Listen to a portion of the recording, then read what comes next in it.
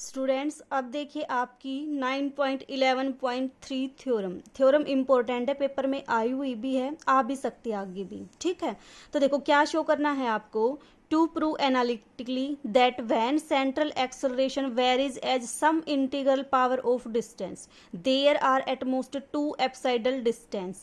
क्या दे रखा है आपके पास कि अगर आपके पास जो सेंट्रल एक्सेलरेशन है वो कैसे वेरी करे कि आपके जो डिस्टेंस है उसकी इंटीग्रल पावर के उस रिस्पेक्ट में मूव करे, तो आपके पास जो एप्साइडल डिस्टेंस होंगे वो कितने आएंगे आपके पास, एटमोस्ट 2 आएंगे। एप्साइडल डिस्टेंस का मतलब आर की आर की वैल्यू आपके पास कितनी आएंगी, ज़्यादा से ज़्यादा 2 आएंगी, ये शो करना है। तो क्या लेके चलोगे कि एफ आपका कैसे मूव करता है, some integral power of r. तो आपने मान लिया f is equal to lambda into r raise to power n. R की पावर एन को क्या लिख सकते हो, 1/u की पावर एन। ठीक है, अब उसके बाद देखो जो आपके पास है डिफरेंशियल इक्वेशन होती है पाथ की, वो क्या होती है आपके पास, ये इक्वेशन होती है। ठीक है, एफ की क्या कर दी, वैल्यू पुट कर दी। एफ की जब वैल्यू पुट करी तो आपके पास आया ये। फिर उसके बाद हमने क्या किया, 2du/d थीटा से मल्टीप्लाई कर दिया दोनों तरफ। ठीक है, मल्टीप्लाई करके एच स्क्वेयर को कॉमन ले दिया, 2du/d थीटा को इसके साथ भी मल्टीप्लाई कर दिया, इसके साथ भी मल्टीप्लाई कर दिया। अब देखो आपके पास जो ये रिजल्ट बनेगा ये क्या बनेगा, डेरिवेटिव बनेगा किसका, u square plus du/d theta का होल स्क्वेयर, इसका डेरिवेटिव बनेगा। क्योंकि देखो u स्क्वेयर का जब डेरिवेटिव करोगे कितना आएगा, 2u du/d थीटा।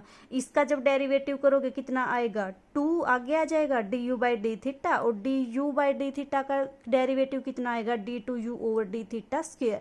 तो इसका मतलब ये जो क्वांटिटी है आपकी वो क्या बन जाएगी, इस फैक्टर का डेरिवेटिव बन जाएगी।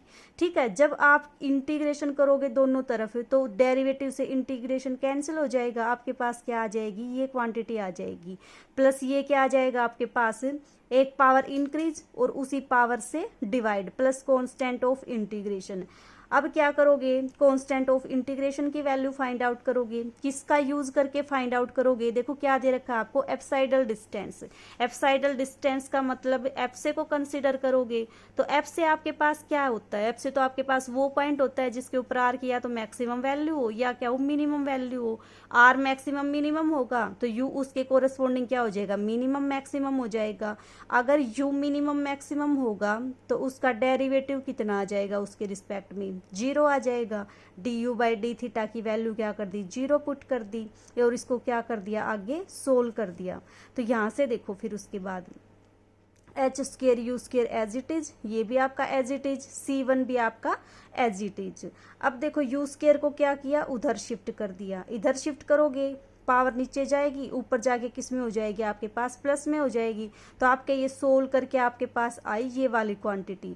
अब हमें तो आर की वैल्यू दिखानी थी ना कि आर की 2 वैल्यू आएंगी ज़्यादा से ज़्यादा, तो इसके लिए हमने क्या किया, यू को वापस से 1/r पुट कर दिया, 1 को वापस से क्या पुट कर दिया, 1/r पुट कर दिया। तो जब आप इसको सोल्व करोगे तो आपके पास क्या आएगी, आपके पास ये इक्वेशन आएगी। ठीक है, अब देखो न्यूमेरिकल एनालिसिस 4th सेम का बिल्कुल फर्स्ट चैप्टर याद करो, उसमें क्या था आपके पास, Descartes rule of sign. Descartes rule of sign आपको क्या बोलता है कि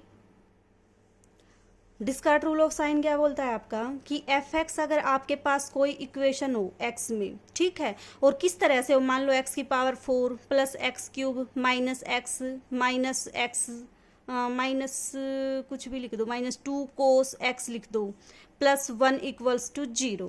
तो अगर आपके पास इस तरह से कोई एक्सप्रेशन कोई इक्वेशन है, उसमें आपके एफ एक्स में जितने चेंज ऑफ साइन होंगे उतने ही आपके पास एटमोस्ट पॉजिटिव रूट होंगे।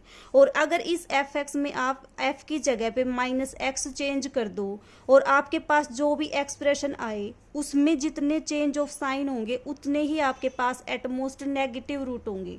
जैसे मान लो आपके पास ये इक्वेशन है, इस इक्वेशन में आपके पास कितने चेंज ऑफ साइन है, यहाँ प्लस एक चेंज आपका यहाँ पे, अब ये तो कंटिन्यू साइन है, एक चेंज आपका यहाँ पे, तो टोटल चेंज कितने आए आपके पास, 2 चेंज आए। तो आपके पास एफ एक्स के कितने रूट होंगे, एटमोस्ट टू पॉजिटिव रूट, ये आपके पास कर चुके हो आप ये सारा काम। तो इसके ज़्यादा से ज़्यादा 2 पॉजिटिव रूट होंगे। नेगेटिव रूट चेक करना हो तो क्या करो, x की जगह पे -x चेंज कर दो, और जितने चेंज ऑफ साइन आए उतने ही आपके पास क्या होंगे, नेगेटिव रूट होंगे इसके। अब इस इक्वेशन में देखो आपके पास कितने चेंज ऑफ साइन है, यहाँ प्लस यहाँ माइनस, तो एक चेंज तो आपका आया यहाँ पे। अब यहाँ माइनस यहाँ प्लस, तो एक चेंज आया आपका यहाँ पे। कितने चेंज ऑफ साइन है आपके पास, 2 चेंज ऑफ साइन है।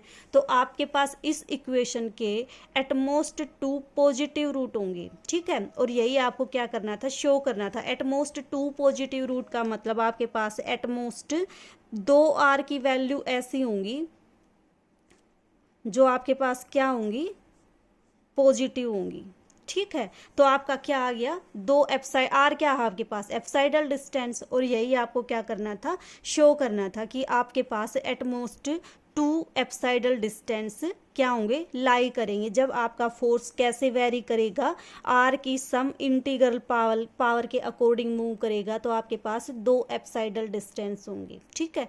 यही आपको प्रूव करना था।